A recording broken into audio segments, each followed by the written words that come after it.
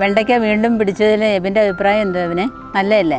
വെണ്ടയ്ക്ക പിടിച്ചാലൊക്കെ സന്തോഷമേ ഉള്ളൂ. പക്ഷേ ഇനി വെണ്ടയ്ക്ക തീയല്, വെണ്ടയ്ക്ക സാമ്പാറ്, വെണ്ടയ്ക്ക മെഴുക്ക് വരട്ടിയൊക്കെ ഇനി കഴിക്കണമെന്ന് നോക്കുമ്പോഴേ ഉള്ളൊരു സങ്കടം. ഹലോ നമസ്കാരം, ഞാൻ മിനി. എല്ലാവർക്കും മിനിസ് ലൈഫ് സ്റ്റൈലിലേക്ക് സ്വാഗതം. ഇന്നത്തെ നമ്മുടെ വീഡിയോ എന്ന് പറയുന്നത് കാണുമ്പം തന്നെ നിങ്ങൾക്ക് മനസ്സിലാകും നമ്മുടെ വെണ്ടയ്ക്കയുടെ അടുത്താണ് ഞാൻ ഇരിക്കുന്നത്. അപ്പം നല്ല രീതിയിൽ നമ്മുടെ വെണ്ടയ്ക്കയൊക്കെ വളർന്ന് കായും പൂവും ഒക്കെ ആയിട്ട് ഇങ്ങനെ വരുന്നുണ്ട്. അപ്പം ഞാനിത് പറമ്പിലാണ് നട്ടിരിക്കുന്നത്. അപ്പോൾ ഇതിനകത്ത് ഇട്ടിരിക്കുന്നതായ വളപ്രയോഗത്തെക്കുറിച്ചൊക്കെ ഒന്ന് പറഞ്ഞു തരാം. അപ്പം നമുക്ക് വീഡിയോയിലോട്ട് പോകാം. അതിനു മുമ്പായിട്ട് നിങ്ങൾക്ക് വിത്തുകളോ ഗ്രോബാഗുകളോ ആവശ്യമുണ്ടെങ്കിൽ നമ്മുടെ വെബ്സൈറ്റായ theminislifestyle.com ഒന്ന് വിസിറ്റ് ചെയ്താൽ നിങ്ങൾക്ക് നല്ല ഇനം വിത്തുകൾ, അതുപോലെ തന്നെ ശീതകാല പച്ചക്കറികളും അതുപോലെ തന്നെ മറ്റുള്ള എല്ലാ വിത്തുകളും നമ്മുടെ വെബ്സൈറ്റിൽ അവൈലബിൾ ആണ്. അപ്പോൾ ഒന്ന് വിസിറ്റ് ചെയ്യുക. നിങ്ങൾക്ക് എല്ലാ വിത്തുകളും നിങ്ങളുടെ വീട്ടുപടിക്കൽ തന്നെ എത്തുന്നതായിരിക്കും. അപ്പോൾ നമുക്ക് വെണ്ടയ്ക്കയുടെ വീഡിയോയിലോട്ട് പോകാം. അപ്പോൾ എല്ലാവരുടെയും ഒരു ഡൗട്ടാണ്, ഈ വെണ്ടയ്ക്ക നടുമ്പോൾ കുഞ്ഞു പ്രായത്തിൽ പിന്നെ പൂവൊക്കെ വന്ന് കായുമൊക്കെ ആവുമെന്നുള്ളത്, അത് നുള്ളിപ്പിച്ച് കളയണമെന്നൊക്കെ ചോദിക്കാറുണ്ട്. അപ്പം എന്നെ സംബന്ധിച്ച് ഞാനത് ഒന്നും ചെയ്യാറില്ല. അതങ്ങ് വളരട്ടെ എന്ന് തന്നെ വിചാരിക്കുന്നത്. നമ്മൾ ഇടയ്ക്കിടയ്ക്ക് നമ്മൾ ഈ ചെടികളുടെ ചുവടൊന്ന് മണ്ണിളക്കി എന്തെങ്കിലുമൊക്കെ വളവും ഇട്ട് കൊടുക്കുമ്പോൾ അവർ പിന്നെ അങ്ങ് നല്ല ആരോഗ്യത്തോടെ വളർന്നു വരും. അപ്പം നമ്മൾ നുള്ളിക്കളയേണ്ട കാര്യമൊന്നുമില്ല. ഇപ്പം നിങ്ങൾക്ക് ഇവിടെ നോക്കിയാൽ അറിയാം, എല്ലാത്തിലും ദാണ്ട് ഇങ്ങനെ കുഞ്ഞു പരുവത്തിലെ കായൊക്കെ പിടിച്ചു വരികയാണ്. കായും പൂവും ഒക്കെ ആയിട്ട് ഇങ്ങനെ നിൽപ്പുണ്ട്. അപ്പം നമ്മളതിനെ നുള്ളിക്കളയുന്നൊന്നുമില്ല. കുഞ്ഞിക്കായാന്നുണ്ടെങ്കിൽ കുഞ്ഞിക്കായ ആയിക്കോട്ടെ. പിന്നെ ഇങ്ങനെ ഇടയ്ക്കിടയ്ക്ക് നമ്മളിങ്ങനെ മണ്ണ് അതിൻ്റെ ചുവട്ടിൽ ഇളക്കിയിട്ട് കൊടുക്കണം. അപ്പോൾ ഞാനിങ്ങനെ എല്ലാത്തിൻ്റെയും ചുവട്ടിലൊക്കെ ഇടയ്ക്കിടയ്ക്ക് വന്നിട്ട് ഇങ്ങനെ മണ്ണ് ഒരാഴ്ച ഒന്നെങ്കിലും നമ്മളൊന്ന് മണ്ണൊക്കെ ഇളക്കിയിട്ട് കൊടുക്കാമെങ്കിൽ അത് നല്ല ആരോഗ്യത്തോടുകൂടി വളർന്നൊക്കെ വരുന്നതായിരിക്കും. അപ്പം മഴയില്ലാന്നുണ്ടെങ്കിൽ ഇച്ചിരി വെള്ളമൊക്കെ ഒഴിച്ചു കൊടുക്കുക. ഇടയ്ക്കിടയ്ക്ക് എന്തെങ്കിലും ഇച്ചിരി ചാണകപ്പൊടി എന്തെങ്കിലും അതിന് ഒരു 10 ദിവസം കൂടുമ്പോഴെങ്കിലും ഇട്ട് കൊടുത്താൽ അവർ നല്ല ആരോഗ്യത്തോടെ ഇഞ്ഞ് വളർന്നു വന്നോളും. പിന്നെ നമ്മുടെ ഉണ്ടാകുന്ന ഒരു രോഗമാണ് ദ്രുതവാട്ടം എന്ന് പറയുന്നത്. പെട്ടെന്ന് നമ്മൾ നല്ല ആരോഗ്യത്തോടെ നിൽക്കുകയും ചെയ്യും. പിറ്റേന്ന് നോക്കുമ്പോഴത് വാടി നിൽക്കുന്നതായിട്ടും കാണും. ഓരോ ഇല വെച്ച് ഇങ്ങനെ വാടി നിൽക്കുന്നതായിട്ട് കാണാനായിട്ട് സാധിക്കും. അപ്പോൾ അതിനകത്ത് നമ്മൾ ചെയ്യണമെന്ന് വെച്ചാൽ കഞ്ഞിവെള്ളത്തിനകത്ത് വെളുത്തുള്ളി നിങ്ങൾ ചതച്ചിട്ടിട്ട് അത് നിങ്ങൾ ഈ ചെടിയിൽ സമൂലം നിങ്ങളങ്ങ് ഒഴിച്ചു കൊടുത്താൽ പിറ്റേന്നാകുമ്പോഴത്തേക്ക് നമ്മുടെ ഈ വെണ്ട ചെടി നല്ല ഉഷാറായിട്ട് നിൽക്കുന്ന കാണാം. അപ്പോൾ അത് 1-2 പ്രാവശ്യം നിങ്ങളങ്ങനെ ചെയ്ത് നോക്കാം.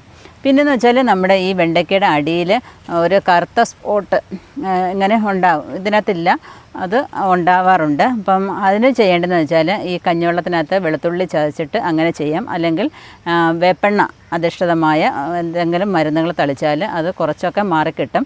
അത് ഒന്നിൽ വന്നു കഴിഞ്ഞാൽ പിന്നെ എല്ലാത്തിലും ഉണ്ടാവാറുണ്ട്. കഴിവിൻ്റെ പരമാവധി ആ ഇലകളൊന്ന് കട്ട് ചെയ്ത് മാറ്റാനായിട്ട് ശ്രമിക്കുക. അപ്പം നിങ്ങൾ ചോദിക്കും, എല്ലാത്തിലും ഉണ്ടല്ലോ, എല്ലാം കട്ട് ചെയ്യേണ്ടി വരുമോ എന്നുള്ളത്. കൂടുതലുള്ള ചെടിയാണെന്നുണ്ടെങ്കിൽ അത് പിഴുത് മാറ്റി കളയുന്നതായിരിക്കും ഏറ്റവും നല്ലത്. ഇതാണല്ലോ കുഞ്ഞു പ്രായത്തിൽ ഏതാണ്ട് കാ പിടിക്കുന്നുണ്ടോ, അത് വളഞ്ഞുകൊണ്ടാണ് വന്നിരിക്കുന്നത്.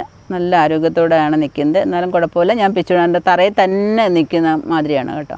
പിന്നെ ഇലയിലൊക്കെ പെട്ടെന്ന് പുഴുവിൻ്റെ ആക്രമണം ഉണ്ടാകും. കയ്യോടെ അതിനെ ഒക്കെ നമ്മൾ നുള്ളിക്കളയണം. ഡെയിലി ഒരു അരമണിക്കൂർ നേരമെങ്കിലും നമ്മുടെ ഈ പച്ചക്കറികളുടെ അടുത്തൊക്കെ ഒന്ന് വിസിറ്റ് ചെയ്യാന്നുണ്ടെങ്കിൽ നമുക്ക് അന്നന്ന് വരുന്ന രോഗങ്ങളൊക്കെ കണ്ടുപിടിക്കാനായിട്ട് പറ്റും. അതിനെയൊക്കെ ചവിട്ടി എന്നിട്ട് അങ്ങ് കൊല്ലണം. ഇങ്ങനെയാണ് ഇലയിൽ ഇലപ്പുള്ളി രോഗം ഉണ്ടാകുന്നത്. കണ്ടോ? ഇതൊക്കെ തുടക്കത്തിലേ നമ്മൾ ആ ഇലകളെ അങ്ങ് നുള്ളി മാറ്റണം, അല്ലെങ്കിൽ ആ ചെടി മൊത്തവും നശിച്ചു പോകും. ഇപ്പോൾ ഇതിന് ഏറ്റവും അടിയിൽ ആ രോഗം വന്നിട്ടുണ്ട്, കണ്ടോ? അപ്പോൾ അതിനെ നമ്മൾ കൈയോടെ അങ്ങ് നുള്ളി മാറ്റുക. മറ്റുള്ള ഇലകൾക്ക് അത് വരാതിരിക്കാനായിട്ട് നോക്കുക. ഇത് കണ്ടോ, ഇത് ഗ്രീൻ വെണ്ടയാണിത്. അപ്പം നല്ല രീതിയിലായിട്ട് കുഞ്ഞു പ്രായത്തിലേ കായൊക്കെ വരുന്നുണ്ട്, നല്ല ആരോഗ്യത്തോടെ വളർന്നു വരുന്നുണ്ട്. അപ്പം നമ്മൾ ഇത്രയും കാര്യങ്ങളൊക്കെ ശ്രദ്ധിക്കുക. അപ്പം നമ്മുടെ കൈവശം നമുക്ക് അർക്കാനാമികയുണ്ട്, അതുപോലെ തന്നെ സൽക്കീർത്തി വെണ്ടയുണ്ട്, റെഡ് വെണ്ട, അതുപോലെ കൊമ്പൻ വെണ്ട. അത് രണ്ടും ഇപ്പം അവൈലബിൾ അല്ല നമ്മുടെ വെബ്സൈറ്റിൽ. അതുപോലെ കസ്തൂരി വെണ്ട. ഇത്രയും വെണ്ടകളാണ് നമ്മുടെ വെബ്സൈറ്റിൽ എപ്പോഴും കിട്ടുന്നത്. അപ്പോൾ നിങ്ങൾ ആവശ്യമുള്ളവരൊക്കെ അത് വാങ്ങി നടാനായിട്ട് ശ്രമിക്കുക. അപ്പോൾ നല്ല രീതിയിലാണ് അതിൻ്റെ വെണ്ടയ്ക്ക കിളിക്കുന്നില്ല, കാ പിടിക്കുന്നില്ല എന്നുള്ളൊരു പരാതിയൊന്നും വേണ്ട. നമ്മുടെ വെബ്സൈറ്റിൽ കൊടുക്കുന്ന വിത്തുകൾ തന്നെയാണ് ഞാനിവിടെ നട്ടിരിക്കുന്നത്. നല്ല ആരോഗ്യത്തോടുകൂടി കായൊക്കെ പിടിക്കുകയും ചെയ്യുന്നുണ്ട്.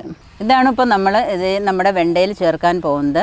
ഇതിപ്പം നാനോ NPK എന്ന് പറയുന്നത് ഒരു വളമാണ്. ഇപ്പം നമ്മുടെ കാർഷിക സർവകലാശാല വികസിപ്പിച്ചെടുത്ത ഒരു വളമാണിത്, ഈ NPK എന്ന് പറയുന്നത്. അപ്പോൾ ഇത് നമുക്ക് ഒരുപാടൊന്നും ഇട്ട് കൊടുക്കേണ്ട കാര്യമൊന്നുമില്ല. ഇതൊരു സ്വല്പം ഇത് നമ്മുടെ ഏത് ചെടികൾക്കാണെന്നുണ്ടെങ്കിലും പച്ചക്കറികൾക്കും നമ്മുടെ പൂച്ചെടികൾക്കും ഒക്കെ ഇട്ട് കൊടുക്കാമെന്നാണ് പറയുന്നത്. അപ്പോൾ ഞാൻ ഒരു പ്രാവശ്യം ഇതിനകത്ത് വെണ്ടയിൽ ഇട്ട് കൊടുത്തിരുന്നു. നല്ല റിസൾട്ടാണ് അതിൽ നിന്ന് കിട്ടിയത്. അതുകൊണ്ടാണ് ഇത് നിങ്ങൾക്കും കൂടെ പറഞ്ഞു തരാമെന്ന് കരുതുന്നത്. ഇപ്പം അത് എങ്ങനെയാണ് ഇടുന്നതെന്ന് നോക്കാം. ഇത് ഏത് ഫെർട്ടിലൈസറിൻ്റെ കൂടെയും നമുക്ക് ഉപയോഗിക്കാമെന്നാണ് ഇതിനകത്ത് എഴുതിയിരിക്കുന്നത്. അപ്പോൾ ഇതിൻ്റെ വിലയെന്ന് പറയുന്നത് 1 kgക്ക് 160 രൂപയാണ് നമ്മളിത് വാങ്ങിച്ചത്. അപ്പോൾ നമ്മുടെ സീഡ് ഷോപ്പിലൊക്കെ ഇത് വാങ്ങിക്കാൻ കിട്ടും, അഗ്രോ ബസാറിലൊക്കെ ഇത് വാങ്ങിക്കാൻ കിട്ടുന്നതാണ്. അപ്പം നിങ്ങളുടെ അടുത്ത് ഇപ്പോൾ ഞാൻ വാങ്ങിച്ചത് എൻ്റെ വീടിനടുത്തുള്ള നല്ല ESIക്ക് അടുത്തുള്ള ഒരു കടയിൽ നിന്നാണ് വാങ്ങിച്ചത്. ഇതിപ്പം ഇവിടെ കുണ്ടദേശത്തൊക്കെ ഉള്ളവർക്ക് അതെങ്കിൽ എളമ്പള്ളൂർ, കേരളപുരത്തു നിന്നൊക്കെ ഇത് മേടിക്കാനായിട്ട് സാധിക്കും. അപ്പോൾ ഇതെങ്ങനെയാണ് ഇടുന്നതെന്നും കൂടെ ഒന്ന് നോക്കാം.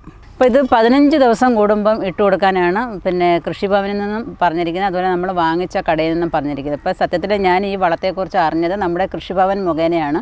ഈ കൃഷിഭവനിൽ നിന്ന് എൻ്റെ കൂടെ പറഞ്ഞത് ഈ നാനോ NPK വളം ഉപയോഗിച്ചിട്ട് വെണ്ടയിലൊന്ന് കൃഷി ചെയ്യണം എന്ന് പറഞ്ഞതിന് പ്രകാരമാണ് ഞാനിത് ചെയ്യുന്നത്. അപ്പം നമുക്ക് ചെറുതായിട്ട് ഇതിൻ്റെ ചെവിടൊക്കെ ഒന്ന് ഇളക്കി കൊടുത്തതിന് ശേഷം ഇടയ്ക്കൊക്കെ വന്ന് ഈ പുല്ലൊക്കെ പറിച്ചു കളഞ്ഞാൽ നന്നായിരിക്കും. സമയമുള്ളവർക്കൊക്കെ പുല്ലൊക്കെ ചെറുതായിട്ട് ഒന്ന് പറിച്ചു കൊടുത്താൽ അതിൻ്റെ വളമൊക്കെ പുല്ല് കൊണ്ടുപോകാൻ നമ്മുടെ ചെടികൾക്ക് തന്നെ കിട്ടുന്നതായിരിക്കും. ചെറുതായിട്ടൊന്ന് മണ്ണിളക്കി കൊടുത്താൽ മതി. എന്നിട്ട് നല്ല രീതിയിൽ വെള്ളം ചേർക്കണം. ഇത് ഒരുപാടൊന്നും ഇടേണ്ട കാര്യമില്ല, ഒരു 1/2 ടീസ്പൂൺ വീതം മാത്രം ഇട്ടാൽ മതി. ഞാൻ ദാണ്ട് ഇത്രയേ എടുക്കുന്നുള്ളൂ. ഇത് നമ്മുടെ വെണ്ടയ്ക്കയുടെ അരിയുടെ കൂട്ട് തന്നെ ഇരിക്കുകയാണ്, കറുത്ത മണി മാതിരി ഇരിക്കുകയാണ്, കണ്ടില്ലേ?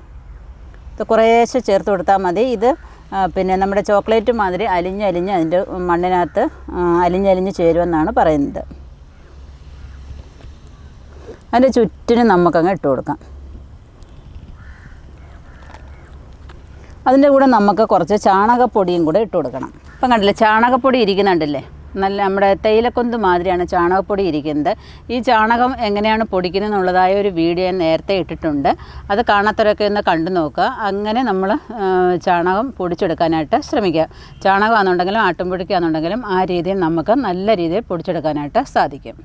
അപ്പോൾ നമുക്ക് അതും കൂടെ കുറച്ച് ഇതിൻ്റെ ചുവട്ടിൽ ഇട്ട് കൊടുക്കാം.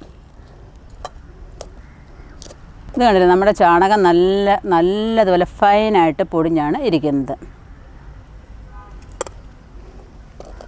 അപ്പോൾ ചാണകമൊക്കെ നമ്മുടെ ചെടികൾക്ക് എത്ര ഇട്ടാലും ഒരു കുഴപ്പവും വരത്തില്ല. മറ്റുള്ള വളങ്ങളൊക്കെ നമ്മൾ ചേർക്കുമ്പോൾ ഇച്ചിരി അളവൊന്ന് കുറച്ച് വേണം ചെയ്യാനായിട്ട്. അതുപോലെ തന്നെ നമ്മുടെ വെണ്ടയിൽ ദ്രുതവാട്ടം ഉണ്ടാകുകയെന്നുണ്ടെങ്കിൽ നിങ്ങൾ കഞ്ഞിവെള്ളത്തിനകത്ത് വെളുത്തുള്ളി ചതച്ചിട്ടിട്ട് അതിൻ്റെ വെള്ളം നിങ്ങൾ സമൂലം സ്പ്രേ ചെയ്ത് കൊടുക്കുകയെന്നുണ്ടെങ്കിൽ നമ്മുടെ വെണ്ടയിലുണ്ടാകുന്ന ദ്രുതവാട്ടം മാറിക്കിട്ടും. അതിൻ്റെയും വീഡിയോ ഞാൻ ഇട്ടിട്ടുണ്ട്, അത് കാണാത്തവരൊന്ന് കണ്ടു നോക്കുക. ഇനി നമുക്കിതിൻ്റെ മണ്ണൊക്കെ ഒന്ന് അടുപ്പിച്ച് കൊടുക്കണം. ഇപ്പം ഇങ്ങനെ ഒരു കൈക്കുന്താലി ഉണ്ടെന്നുണ്ടെങ്കിൽ എല്ലാവർക്കും ഇത് ഈ കൊച്ചു പണികളൊക്കെ ചെയ്യാനായിട്ട് സാധിക്കും. ഇത് ഹാർഡ്വെയർ ഷോപ്പിലൊക്കെ വാങ്ങിക്കാൻ കിട്ടുന്നതാണ്, അല്ലെങ്കിൽ നിങ്ങൾക്ക് ആമസോണിൽ നിന്ന് വാങ്ങിക്കാം. അതിൻ്റെ ലിങ്ക് താഴെ കൊടുത്തേക്കാം. അപ്പോൾ എനിക്കെന്നുണ്ടെങ്കിൽ എല്ലാത്തിനും കുഞ്ഞു പ്രായത്തിലേ വെണ്ടയ്ക്ക പിടിച്ചു കഴിഞ്ഞു. കുഞ്ഞു പ്രായത്തിലെ വെണ്ടയ്ക്ക നമ്മൾ നുള്ളിക്കളയേണ്ട കാര്യമൊന്നുമില്ല, അത് അവിടെ നിന്ന് വളർന്നോട്ടേ എന്ന് തന്നെ അങ്ങ് വിചാരിച്ച് വെക്കുക.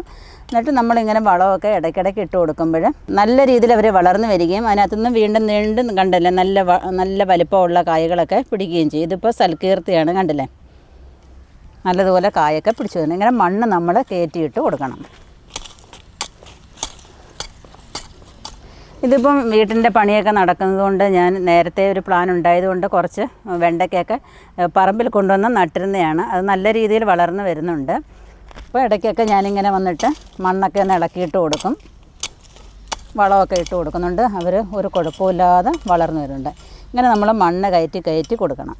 അപ്പം നമ്മൾ എന്ത് വേണം, മാറി ഓരോ വളങ്ങൾ നമ്മുടെ ചെടികൾക്ക് കൊടുക്കാനായിട്ട് ശ്രമിക്കുക. എപ്പോഴും ഒരേ വളം തന്നെ കൊടുക്കുമ്പോൾ നമുക്ക് തന്നെ ആണെങ്കിലും മടുപ്പ് വരില്ല, ഒരേ ആഹാരം തന്നെ കഴിക്കുമ്പോൾ. അപ്പം മാറി കഴിക്കുമ്പോൾ നമുക്കൊരു ടേസ്റ്റ് വ്യത്യാസം വരും. അതേപോലെ തന്നെ നമ്മുടെ ചെടികൾക്കൊരു ടേസ്റ്റ് വ്യത്യാസം ഉണ്ടെങ്കിൽ അവർ നല്ല രീതിയിൽ കായൊക്കെ പിടിച്ചോളും. ഇതിപ്പോൾ നമ്മൾ 1 കിലോ മേടിച്ച് വെച്ചാലും നമുക്ക് കുറേ നാളത്തേക്ക് ഇത് യൂസ് ചെയ്യാനായിട്ട് സാധിക്കും. ഇത് നമ്മൾ നനവൊന്നും പറ്റാത്ത രീതിയിൽ കൊണ്ടുവന്ന് വെച്ചിരുന്നാൽ മാത്രം മതി. നല്ല രീതിയിൽ നമുക്ക് കുറച്ച് ഉപയോഗിച്ചാൽ മതിയല്ലോ. അപ്പോൾ അതുകൊണ്ട് നമുക്ക് കുറേ നാൾ ഉപയോഗിക്കാനായിട്ട് സാധിക്കും. ഇതിൻ്റെ ചെറിയ പാക്കറ്റ് ഉണ്ടോ എന്ന് ചോദിച്ചപ്പോൾ ആദ്യമൊക്കെ ഉണ്ടായിരുന്നു, ഇപ്പം വരുന്നില്ല എന്നാണ് പറഞ്ഞത്. അപ്പോൾ നമ്മൾ ഈ 1 കിലോയുടെ പാക്കറ്റ് വാങ്ങിച്ചു വെച്ചാലും നമുക്ക് ഒന്നും കൊണ്ടും നഷ്ടം വരത്തില്ല. നമുക്ക് എല്ലാത്തിനും ഇത് ഉപയോഗിക്കാവുന്നതാണ്. തന്നെയല്ല, ഇത് ഓർഗാനിക്കുമാണ്. ഇപ്പം ഇതിൽ നമുക്ക് ആദ്യം പിടിച്ച് ചെറുതാണെങ്കിൽ തന്നെ നമുക്ക് അതിൽ നിന്ന് അത്യാവശ്യം വിളവെടുപ്പ് എടുക്കാനുള്ളതുണ്ട്. ഇപ്പോൾ ഒരു തോരൻ എന്തെങ്കിലും നമുക്ക് ഉണ്ടാക്കാനായിട്ട് അതിൽ നിന്ന് പറിച്ചെടുക്കാം. അപ്പോൾ ഇത് 2 എണ്ണം നിൽക്കുന്നത് നല്ലതുപോലെ മൂത്ത് പോയി കേട്ടോ. അപ്പോൾ അത് ചെറുത് നോക്കി നമുക്കിങ്ങനെ കട്ട് ചെയ്തെടുക്കാം. എല്ലാത്തിലും ഒന്നൊക്കെ നിപ്പുണ്ട്. താഴെ നിൽക്കുന്നതൊക്കെ മൂത്ത് പോയി. ഇത് ഗ്രീൻ വെണ്ട ആയതുകൊണ്ട് അധികം വലിപ്പം വയ്ക്കത്തില്ല. നമുക്കത് കട്ട് ചെയ്തെടുക്കാം. ഇനി ഇതിൻ്റെ ഇലകൾക്കൊക്കെ ഇലപ്പുള്ളി രോഗം ഉണ്ടെന്നുണ്ടെങ്കിൽ നമ്മൾ വേപ്പെണ്ണയും വെളുത്തുള്ളിയും കലർന്ന മിശ്രിതം നമുക്ക് സ്പ്രേ ചെയ്യാവുന്നതാണ്. വെണ്ടയ്ക്ക വീണ്ടും പിടിച്ചതിൽ എബിൻ്റെ അഭിപ്രായം എന്താ? എബിനെ നല്ലതല്ലേ? വെണ്ടയ്ക്ക പിടിച്ചാലൊക്കെ സന്തോഷമേ ഉള്ളൂ. പക്ഷേ ഇനി വെണ്ടയ്ക്ക തീയല്, വെണ്ടയ്ക്ക സാമ്പാറ്, വെണ്ടയ്ക്ക മെഴുക്ക് വരട്ടിയൊക്കെ ഇനി കഴിക്കണമെന്ന് നോക്കുമ്പോഴേ ഉള്ളൊരു സങ്കടം. അത് നല്ലതല്ലയോ? ആരോഗ്യത്തിന് നല്ലതല്ലേ? ജൈവ രീതിയിലെ പച്ചക്കറികൾ വെച്ചിട്ട് ആഹാരം വെച്ച് കഴിക്കുന്നത് നല്ലതല്ലേ? വിഷമില്ലാത്ത പച്ചക്കറികൾ അതൊക്കെ നല്ലത് തന്നെ. നിനക്ക് കഴിക്കാൻ വയ്യല്ലേ? പക്ഷെ ഒരു വെണ്ടയ്ക്കൊക്കെ പിടിപ്പിച്ചെടുക്കാന്ന് വെച്ചാൽ ഭയങ്കര പാടാവും. ഞാൻ പിടിപ്പിച്ചെടുക്കുക, അത് വെച്ചൊരു കറിയൊക്കെ വെച്ച് കഴിക്കുക എന്ന് പറഞ്ഞാൽ നമ്മൾ അതിനകത്ത് അഭിമാനം കൊള്ളണം. ഞാൻ അഭിമാനം കൊണ്ട് അവിടെ ഇരുന്നോളാം. കറി തിന്നിട്ട് അഭിമാനം കൊണ്ട് അവിടെ ഇരിക്കുക. അതൊക്കെ മെറും കഴിച്ചോട്ടെ എന്നാണ് പറയുന്നത്. എന്ത് ചെയ്യാനാ, ചില പിള്ളേരുടെ കാര്യങ്ങളൊക്കെ ഇങ്ങനെയൊക്കെ തന്നെ. എന്നാലും എന്തൊക്കെ ആർക്കൊക്കെ ഇഷ്ടമല്ല എന്ന് പറഞ്ഞാലും ഞാൻ കൃഷി ചെയ്യും. എനിക്ക് ആരോഗ്യമുള്ള കാലത്തോളം ഞാൻ കൃഷി ചെയ്യും. അത് പറിച്ച് ആർക്കെങ്കിലുമൊക്കെ ഞാൻ കൊടുത്താലും എനിക്കതിൽ സന്തോഷമേ ഉള്ളൂ. കാരണം നമ്മുടെ മുറ്റത്ത് എന്തെങ്കിലുമൊക്കെ എല്ലാവർക്കും കൊടുക്കണം. എബിൻ രക്ഷപ്പെടും. നല്ല കാര്യമാണ്. ഇത് മണിമണിയായിട്ടിരിക്കുക എന്ന് കരുതിയിട്ട് കുറേയൊന്നും വാരിയിട്ട് കളയരുത്. ഒരു സ്വല്പം ഞാൻ കാണിച്ചത് മാതിരി 1/2 സ്പൂൺ അല്ലെങ്കിൽ കൂടിപ്പോയാൽ 1 സ്പൂൺ മാത്രമേ ആകാവൂ. അങ്ങനെ ഇട്ടെങ്കിൽ മാത്രമേ നമ്മുടെ ചെടികൾക്ക് കുഴപ്പമില്ലാത്ത രീതിയിൽ നല്ലതുപോലെ വളർന്ന് വരത്തുള്ളൂ കേട്ടോ. അപ്പോൾ ഞാനൊന്ന് പറഞ്ഞെന്ന് കരുതി എല്ലാം കൂടെ കൊണ്ടുവന്ന് വലിയ കാ പിടിക്കുമെന്ന് പറഞ്ഞൊന്നും ഇട്ട് കളയരുത്. പിന്നെ ഇതിനിടയ്ക്ക് കൂടെ എനിക്ക് പറയാനുള്ളത്, നമ്മുടെ വീട് പണിയൊക്കെ ആണെന്ന് നിങ്ങൾക്ക് അറിയാമല്ലോ. ജോലി തിരക്കിനിടയ്ക്കും നമ്മൾ അതിനകത്ത് സമയം കണ്ടെത്തിയാണ് കൃഷിയൊക്കെ കാണിക്കുന്നത്. അപ്പം നമ്മുടെ വീഡിയോ അഥവാ കാണുന്നില്ല എന്നുണ്ടെങ്കിൽ തന്നെ, ഇടാൻ പറ്റില്ല എന്നുണ്ടെങ്കിലും നിങ്ങൾ മറക്കുകയൊന്നും ചെയ്യരുത്. നിങ്ങൾ കൃഷി ചെയ്തോണം. നല്ല രീതിയിൽ കൃഷി ചെയ്യുക, വിളവെടുക്കുക. നിങ്ങളുടെ പ്രാർത്ഥനയിൽ ഞങ്ങളെയും കൂടെ ഓർക്കുക. ഞങ്ങളുടെ പണിയൊക്കെ പെട്ടെന്ന് നടക്കുവാനായിട്ട് നിങ്ങളുടെ പ്രാർത്ഥനയിൽ ഓർക്കുക.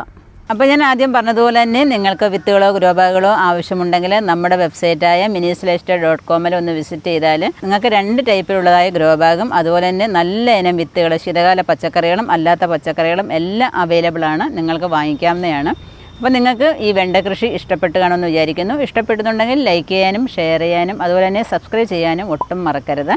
അതുപോലെ ഫേസ്ബുക്ക് പേജായ മിനീസ് ലൈഫ് സ്റ്റൈലും കൂടെ ഒന്ന് ലൈക്ക് ചെയ്ത് വിട്ടാൽ അവിടെയും നിങ്ങൾക്ക് എൻ്റെ വീഡിയോസൊക്കെ യഥാസമയം കാണാൻ പറ്റുന്നതായിരിക്കും. അപ്പോൾ അടുത്ത വീഡിയോ കാണുന്നവരെ ഞാൻ മിനി. നന്ദി, നമസ്കാരം.